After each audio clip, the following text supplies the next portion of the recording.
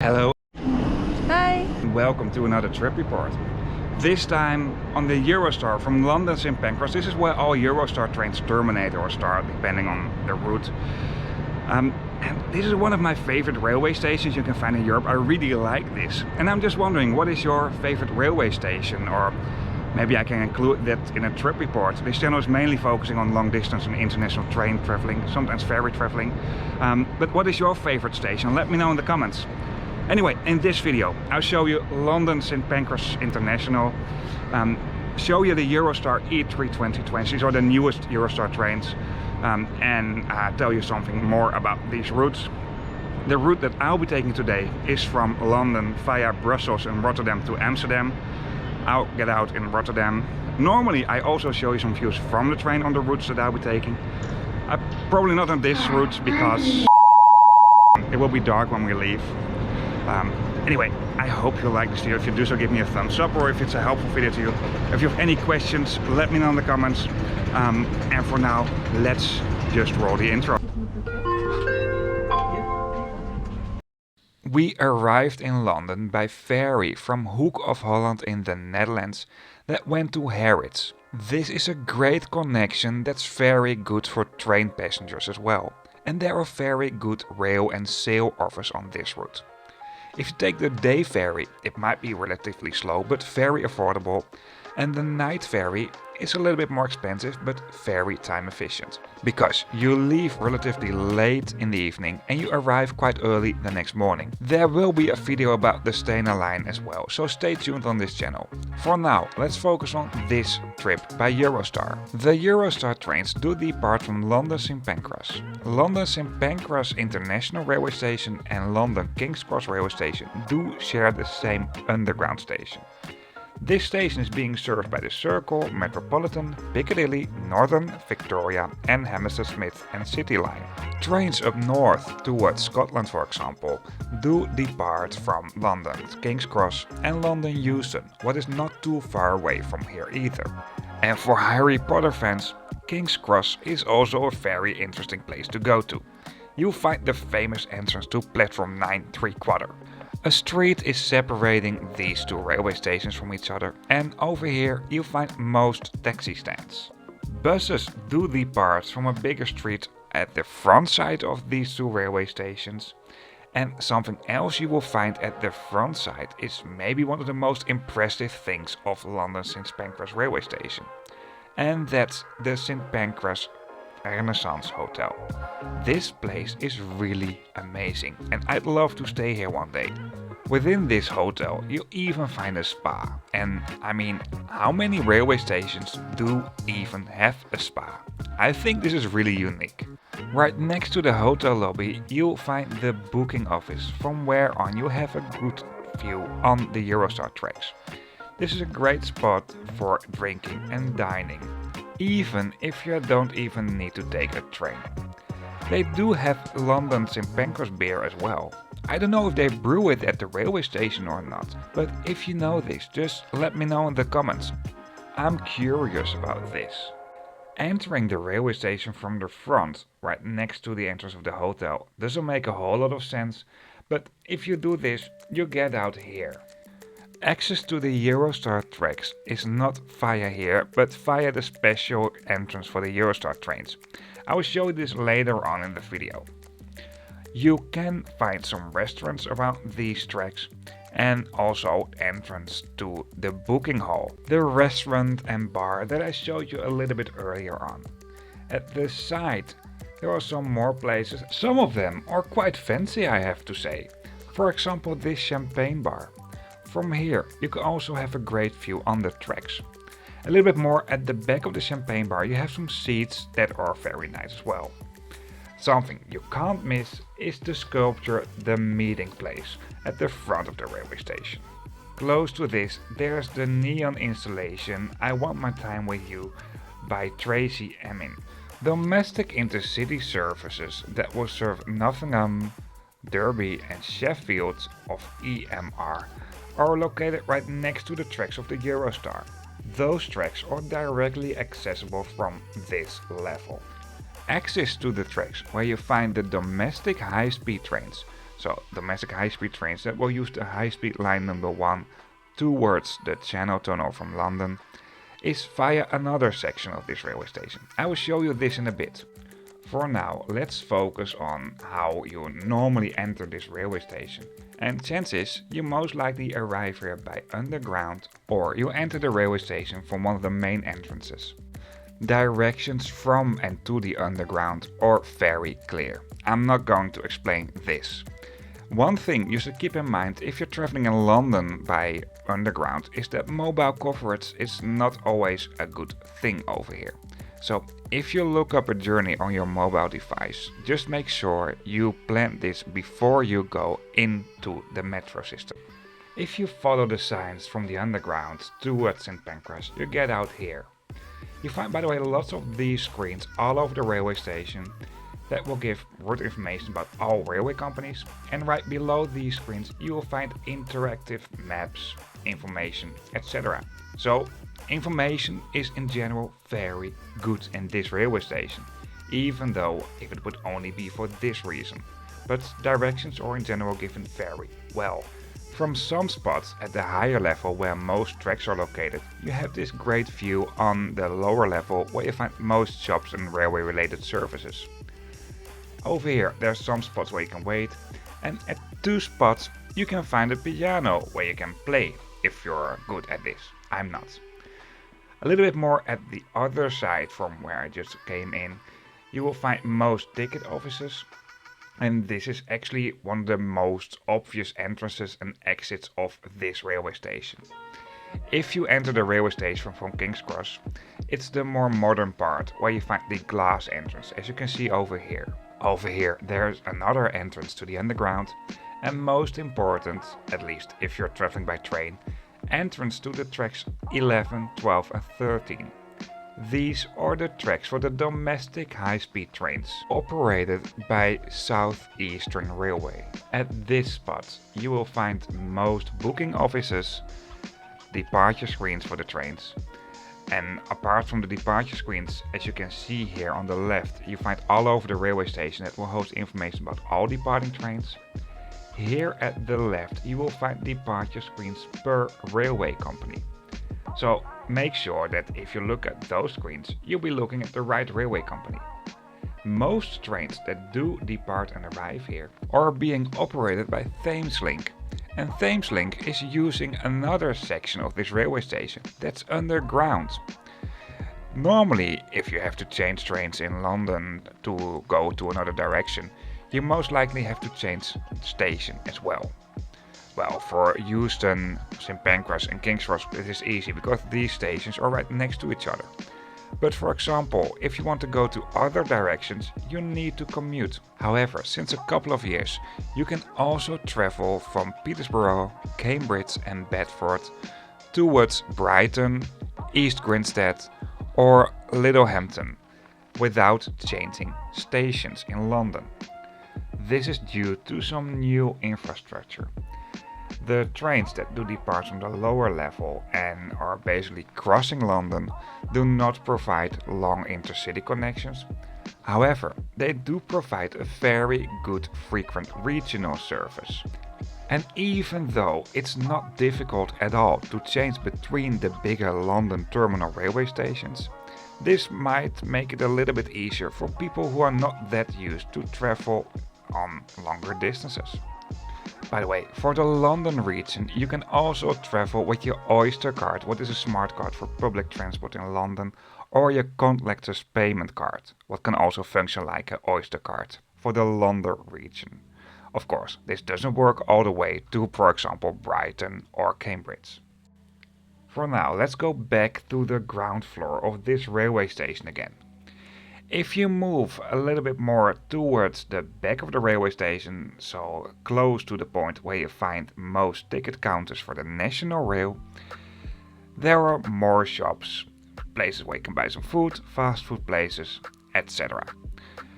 A thing over here, what might be very useful as well, is the toilets that are a little bit hidden in the corner here on the left. Close to the toilets you also find a left luggage room.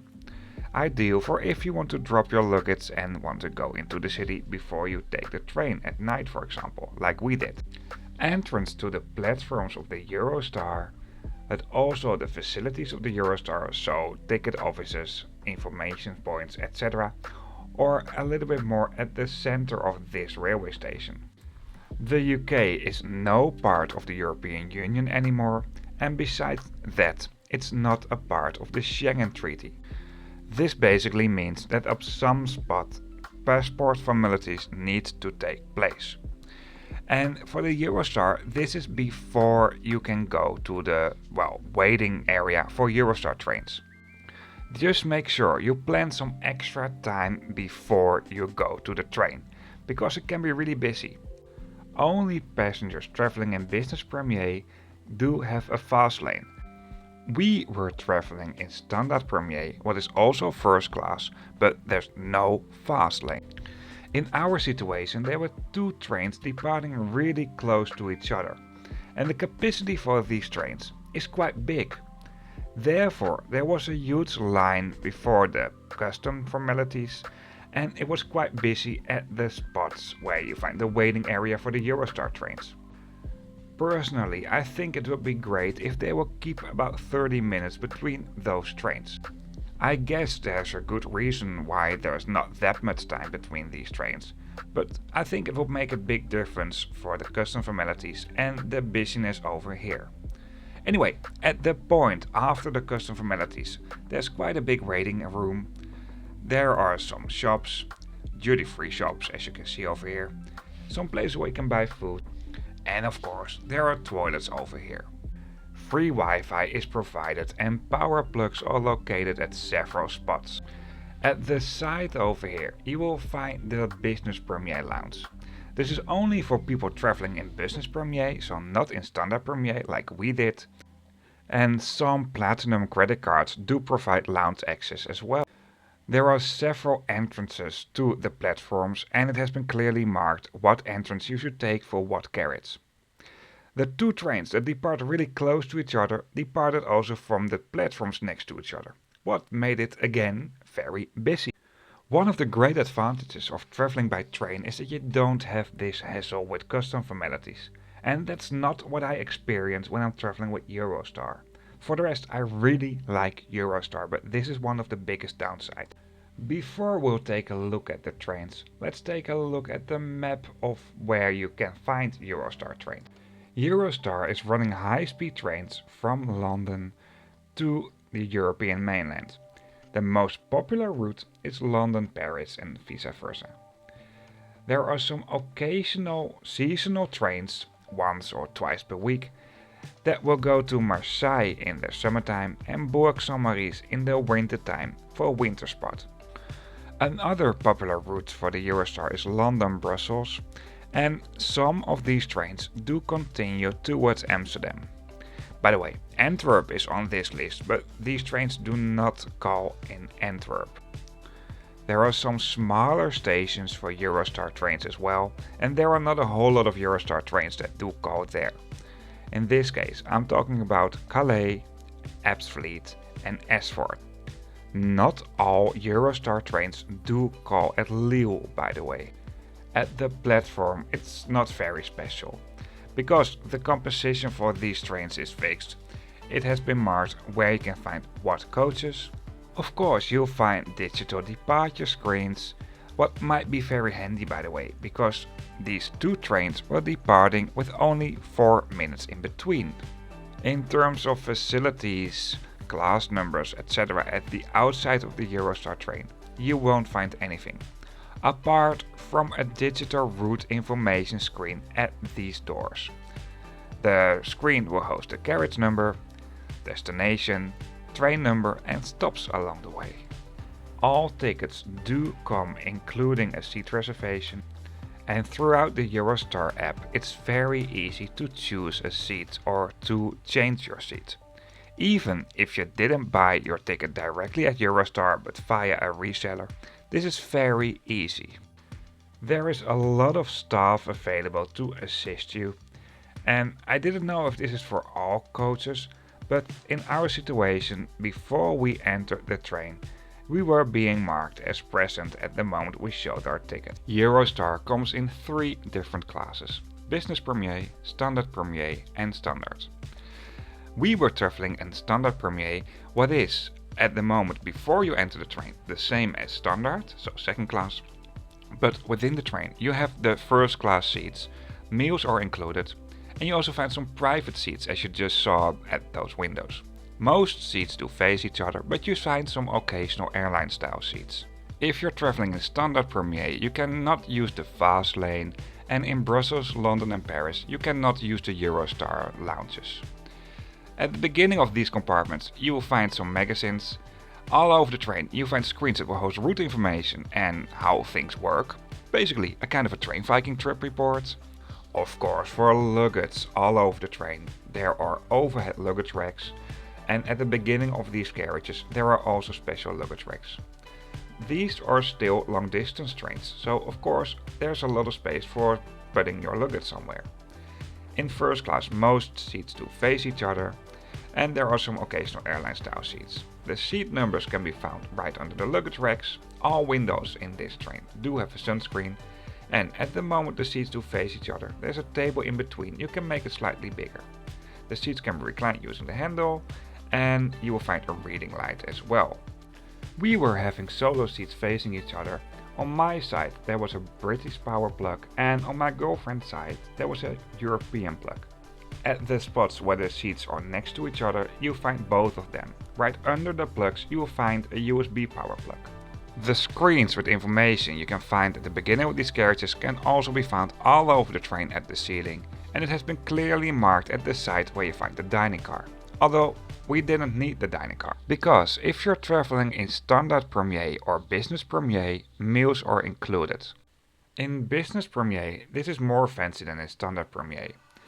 Between London and Brussels we were having this dinner, and between Brussels and the Netherlands a snack and a drink were overhand. Bigger garbage bins can be found between some seats. The airline style seats do still offer enough leg space. You find a footrest, a magazine rack, and another magazine rack behind the fold-out table. There's a small mirror, a reading light and a power plug can be found at the same spots. I didn't check what kind of power plug this solo seat had, by the way. If you know this, let me know in the comments. Normally I try to travel as much as possible in second class. First of all because this is what you find most in the trains, and it's also more affordable, so I can travel more often. Ticket prices for the Eurostar trains are based on the demand of passengers and therefore flexible. Standard Premier, so the lower first class, was not that much more pricey than Standard class, so second class. So this is why we traveled on Standard Premier. Normally if I'm traveling I try to travel in the lowest class. First of all because most seats are there, and the other thing, it's also more affordable, so I can travel more often. And this is the layout of the Standard class. At the beginning of these carriages you find lots of space for luggage, and of course you also find the overhead luggage racks. This was at the moment the train left Brussels, so there were not a lot of people traveling onwards to the Netherlands. The leg space for second class seats, it's okay. And if I recline the seats I still have okay-ish leg space. It's not an awful lot, but it's good enough for the length of this journey. There's a small table you can fold out, and right below that you will find a magazine rack. For the rest there ain't much special about these. There's another kind of magazine rack / phone holder at the top, and that's basically it. In standard class or second class, most seats do come in an airline style composition. Just like in the first class, all windows do have a reading light. The seat numbers can be found right under the luggage racks, and this is also where you'll find the coat hangers. Screens that do host route information can be found at the ceiling. Just like in the first class, you will find bigger garbage cans with some space for luggage above it at several spots between some seats. And at the moment the seats do face each other, there's a table, and you can make the table bigger, just like in the first class. Power plugs in second class can be found right below the seats. Free Wi-Fi is available all over the train. The quality might be different per region because it's depending on the mobile network. Extra garbage cans you can also use to recycle your waste, or located between the carriages near the toilets. Speaking of which, this is how the regular toilets look like. pretty fine, but nothing special. Most importantly, everything worked and they kept it clean during the journey. At least, it seemed like they kept it clean during the journey. Some toilets can also be turned into a nursery space for babies, as you can see over here. These toilets are not that much bigger, but it might be very handy, and especially if you're traveling with little ones. At some spots within these trains there are also bigger toilets that are also accessible for people with mobility problems. These toilets can also be turned into a nursery space for babies, and they're way more spacious, as you can see over here. At last, a dining car is available in the middle of these trains. This is actually not one dining car, but you will find two. It's not really special, it's more like a takeaway place. And there are two because this train can be split up in two sections. Due to custom formalities, they can close one part of the train, and let's say people can travel in that part in the train, for example between the UK or between the Netherlands and Belgium, and the other part of the train can be a part of the train where people have already been checked by customs. I really like the fact that there's a dining car, but personally this is not the biggest or most fancy dining car I ever saw. It's really nice that if you forgot to bring some food with you or, well, just want to go for a walk, you can go here. Personally, I really like to go to dining cars. It's a great experience in trains, and if they are there, I at least try to buy something just to make sure that they will keep dining cars in trains. And yes, there are way nicer dining cars out there in other countries, but the Eurostar chose to put some seats at those places where they would otherwise put a restaurant.